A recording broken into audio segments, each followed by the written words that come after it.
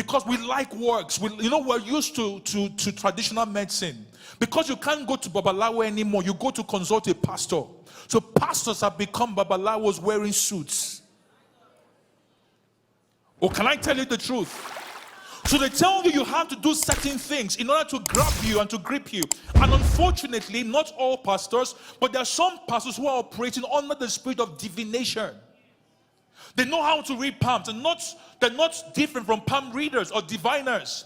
So they can look at you, tell you about your past, the things that happened in your family tree some years ago, and you think that this is a prophet. How many people in Jesus' lifetime did Jesus tell things about their past? How many people in the lifetime of all the apostles did he look at and began telling them things about their past? There are certain things that has nothing to do with the gospel. God is not a magician.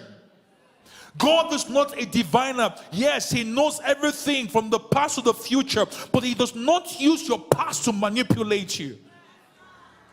That is why we need to carry our guns and defend our faith. Your dance is a weapon. Your shout is a weapon. The weapons of our warfare are not carnal, but they are mighty through God to the pulling down of strongholds. Pulling down of strongholds. The weapons of our warfare are not carnal, but they are mighty through God to the pulling down of strongholds. Pulling down of strongholds. The weapons of our warfare